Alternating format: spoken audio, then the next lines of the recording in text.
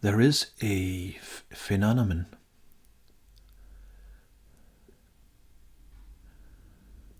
that is gaining in popularity, and I want to shed some light on it.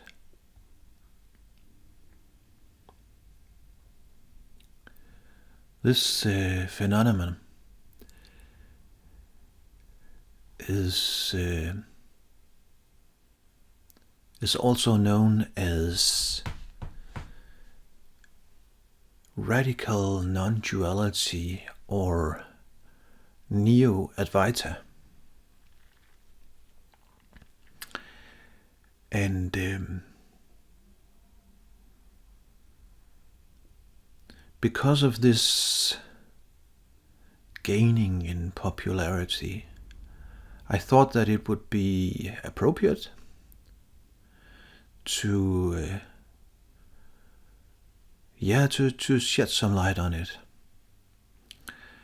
For those of you who are not familiar with the term radical non-duality and Neo-Advaita, I will start with making a brief introduction to what is meant by these concepts.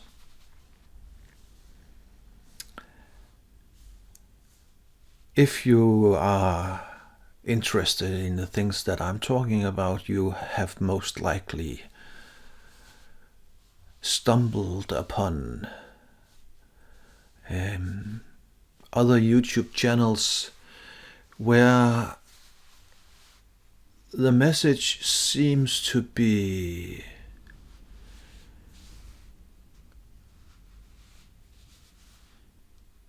what we usually know as nihilistic. The message is a kind of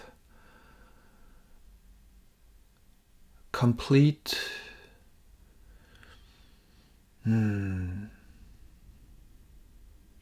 denial of anything else than the absolute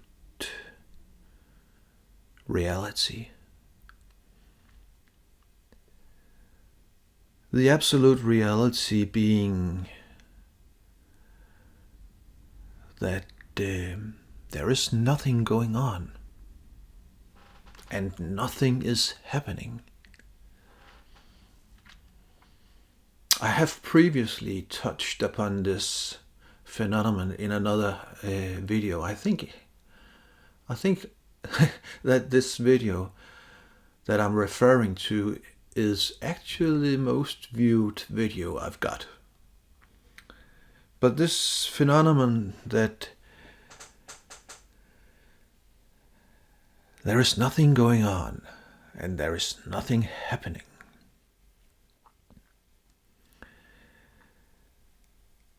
And when this viewpoint is taken to the extreme, that is what we usually label as radical non-duality and Neo-Advaita. These radical non-duality teachings are originally they are a part of ancient Zen teachings, and these teachings are often very powerful, and that's why they have been kept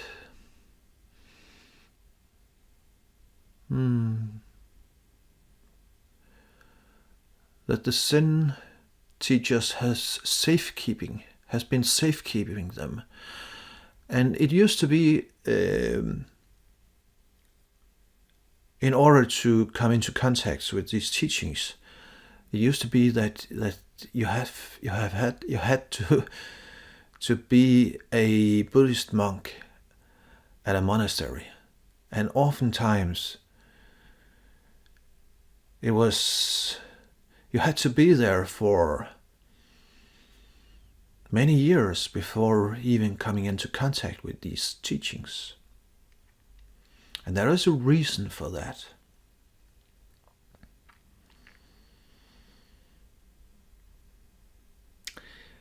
As I said, these teachings are often very powerful. And in what sense are they powerful? Yeah, they're powerful for stopping the mind.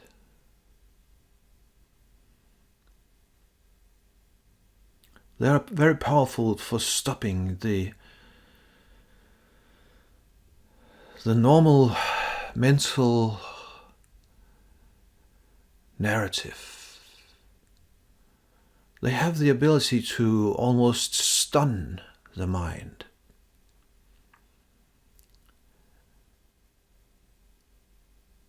And that's why they are powerful. But something that powerful has to be handled with care.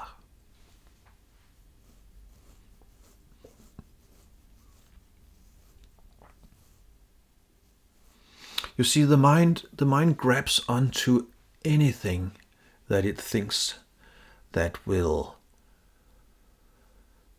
help it to gain control. Control with itself. Control with the being. And one should think that that would be impossible to do with these powerful, radical non-dual teachings. But the mind is clever. Not necessarily intelligent, but clever. And that is why these teachings are gaining in popularity, because they seem to present an option to step out of the mind's madness. And in some sense they do.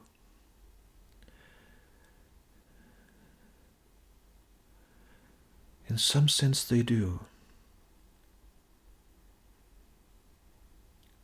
The dilemma here is that when these powerful ancient teachings are used in this way, then they are used as a quick fix. And the mind loves quick fixes so that it can get on with its agenda. Yeah.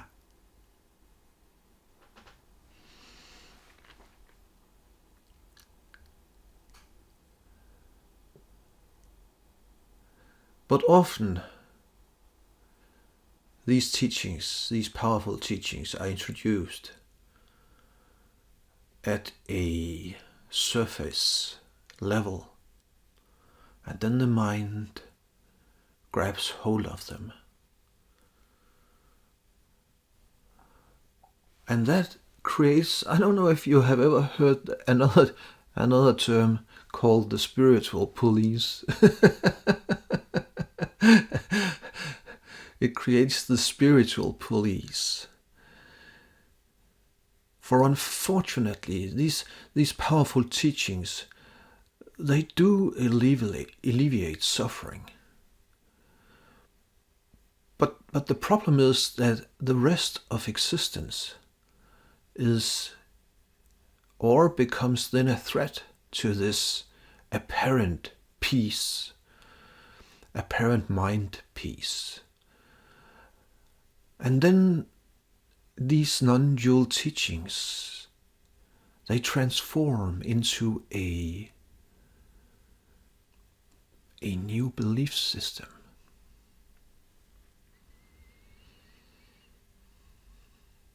a new belief system that has to be defended.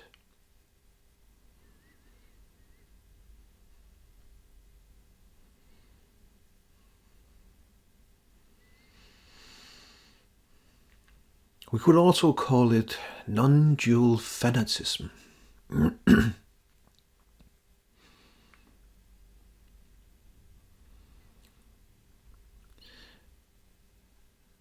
And in many ways, that is really unfortunate. Because there will be a time where this apparent peace that these teachings provide, that apparent peace will crumble.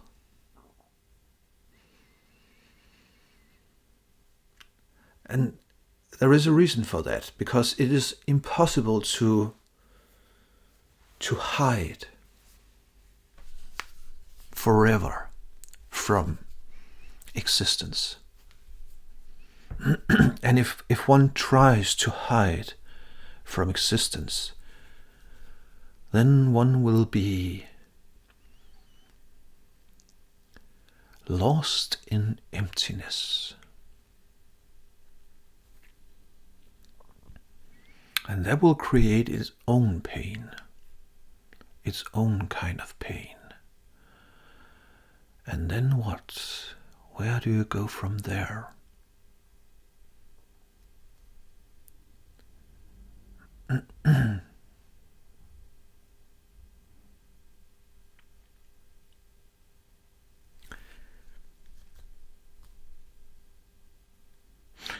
The spiritual journey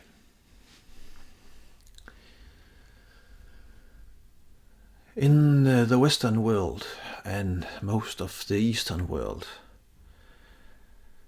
the paradigm is materialism. And almost all newborns are indoctrinated into materialism. A materialistic worldview, a world of things.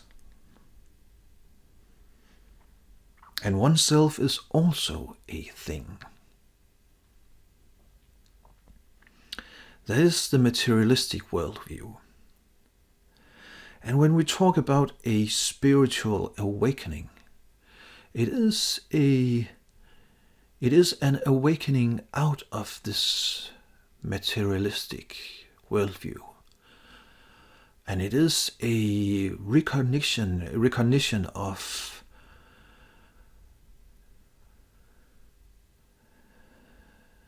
the other side of the coin. See, wholeness, you could use a metaphor as a coin to describe wholeness. And wholeness consists of both sides of the coin. And materialism is one side of the coin, and spirituality is the other side of the coin. So if you imagine a pendulum, then materialism is to the one side.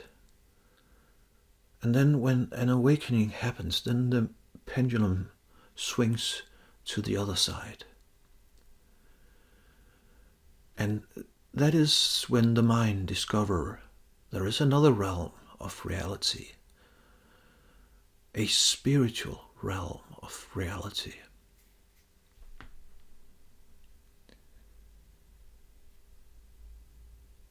This awakening, when that happens, from the material side to the spiritual side, that makes something possible.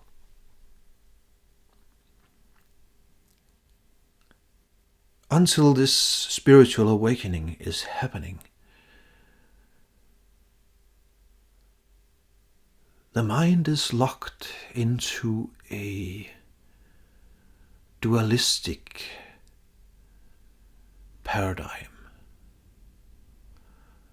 which might sound a bit strange because a materialistic side and a spiritual side, isn't that duality? But no, back to the coin. They are two sides of the same coin. Wholeness contains the apparent boths. And that is why it is painful to be stuck in one of the sides, because you are leaving out a great deal of reality.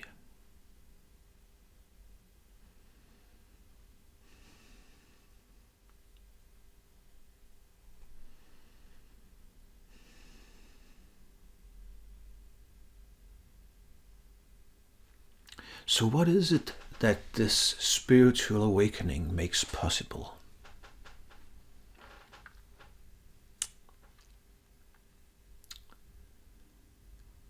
It is the human being coming to rest in wholeness.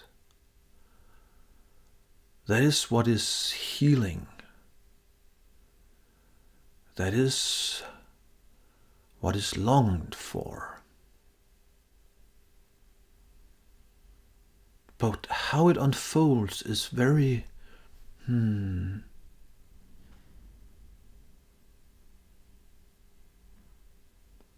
paradoxically, uniquely for each individual.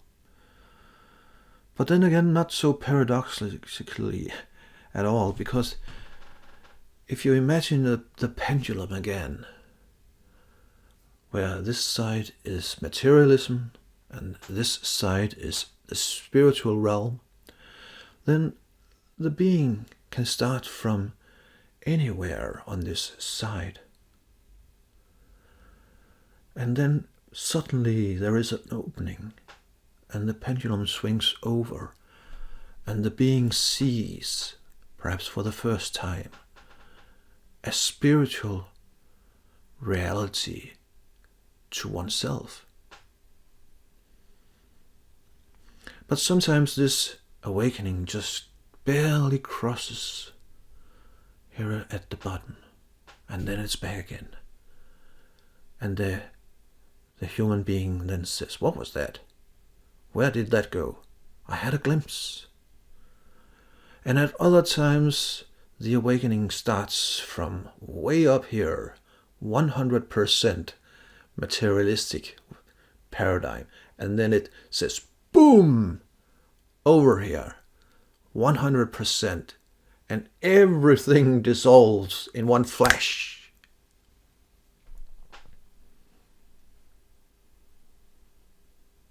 And that's what almost all spiritual seekers are hoping for. It sounds like a easy way, but it is not. That's the way I have walked. More about that in another video.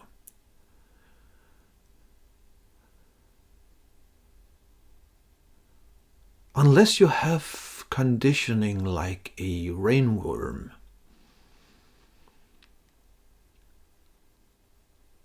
this cycling between the two realms will be quite a journey.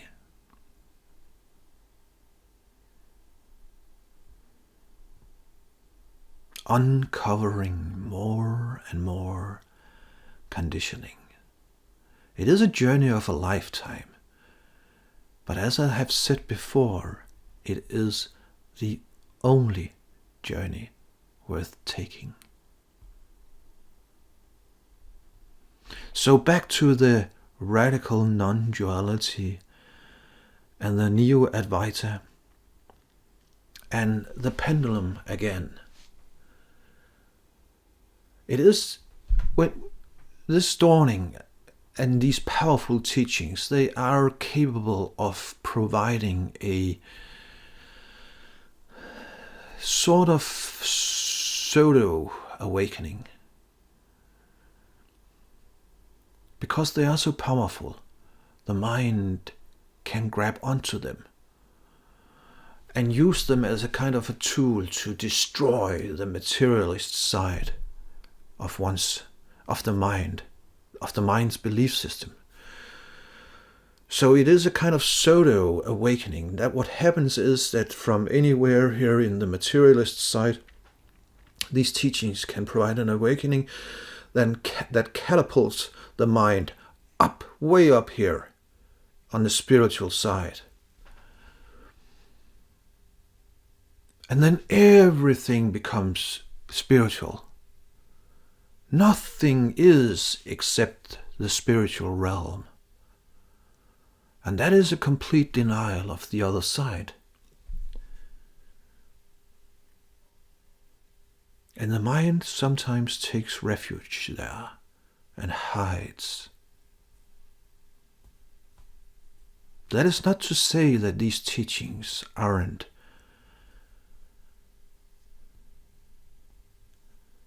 providing an aspect of truth. They are most certainly. They are pointing towards what we could call the ultimate truth.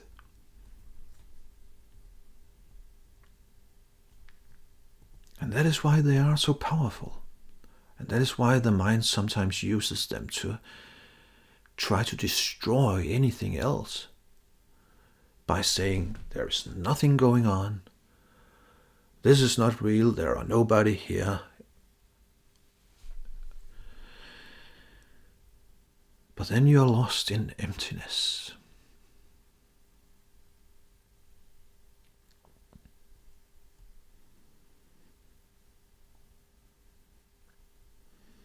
And that will end up being painful as well.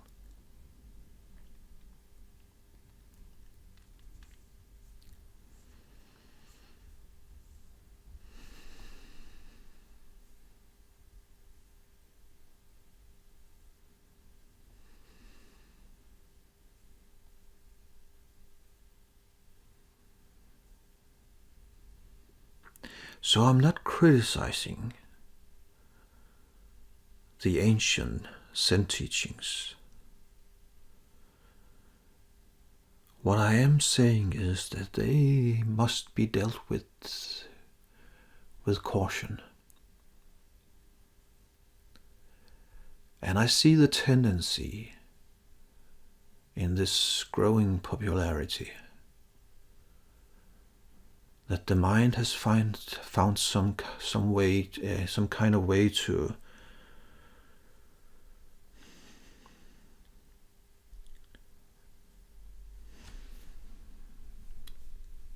grab hold of these teachings and transform them into a kind of tool that the mind is trying to use. And that would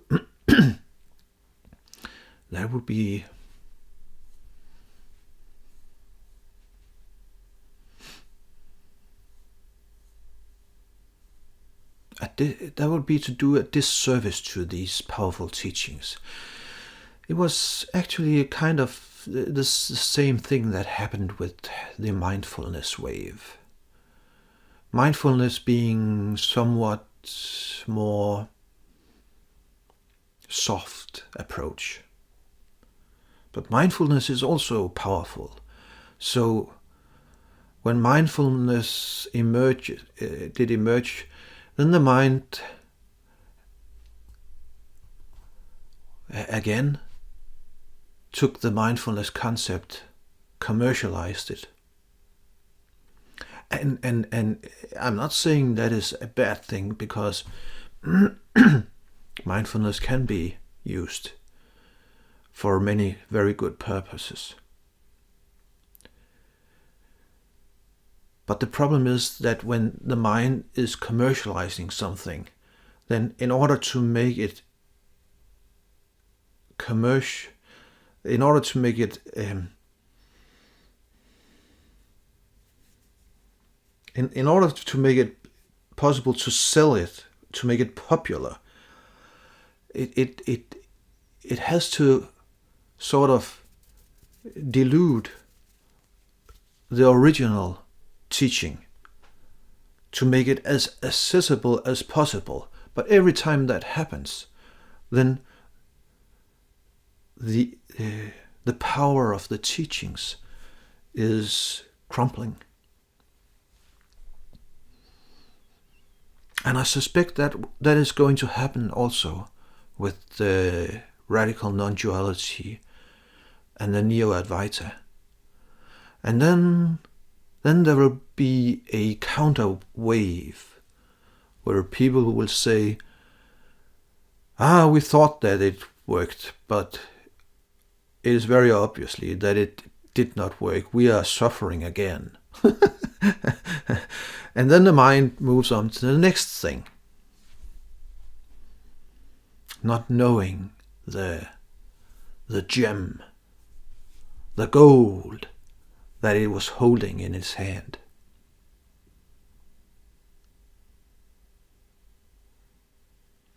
So the awakening. Now I just want to say this pseudo awakening from the materialist realm onto the spiritual realm that these radical non-dual teachings provide, this pseudo awakening, is another way of being stuck. And then there has to be an awakening out of the spiritual realm. And that leads me to the conclusion I was talking about, that a spiritual awakening was making something possible. And what is that? What is that is this spiritual awakening? A real spiritual awakening. What does that make possible? That will be my conclusion of this video. The pendulum again. The materialist paradigm, and then the awakening into the spiritual realm. And then this swinging back and forth, inquire into the reality, and the awakening is deepening and deepening the understanding of reality, the understanding, not a intellectual understanding. There will be some kind of intellectual understanding, but it is more a direct experiential experience. I'm not speaking very well today in English. Please bear with me. My English is not good today. It doesn't matter.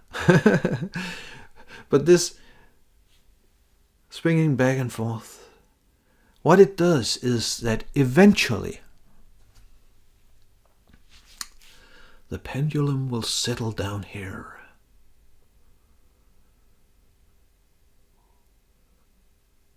Containing everything within it.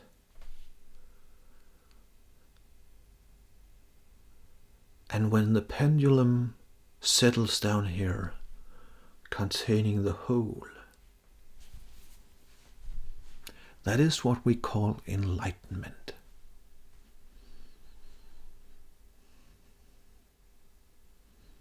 Containing the whole. But of course you already do that. But then you know.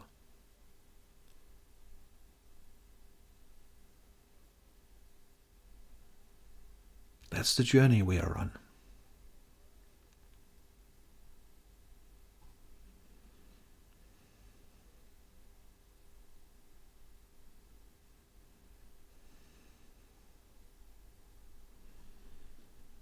I think that will do it for now, but I will be back. Please help support this sharing by giving the videos a thumb up. And please do subscribe to this channel. And if possible, please share links about this sharing on your preferred social media platforms or in other forums. Thank you for helping. Take care.